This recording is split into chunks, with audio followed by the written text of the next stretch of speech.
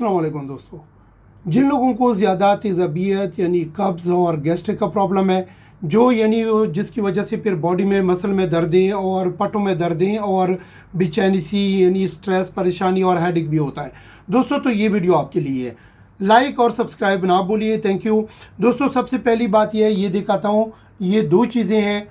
एक है इंजीर और इसमें ऑलिव ऑयल है, ये नेचुरल है दोस्तों। इसमें करना क्या है कि एक बड़ी मुंह वाला बोतल लें और उसमें आधा ऑलिव ऑयल जैतून से भर दें और आधा जो है ना सूखी इंजीर ले उससे भर दें। 24 घंटे के लिए रख दें। अगले दिन रोज़ाना यानी सुबह नाश्ते से 20 मिनट पहले अगर शुगर है तो 2 पीस का है, शुगर नहीं है तो 4 पीस का है। किक स्टार्ट आपका डे का शुरू हो जाएगा इसके साथ, और ये आपका पूरा दिन डाइजेशन भी सही रखेगा।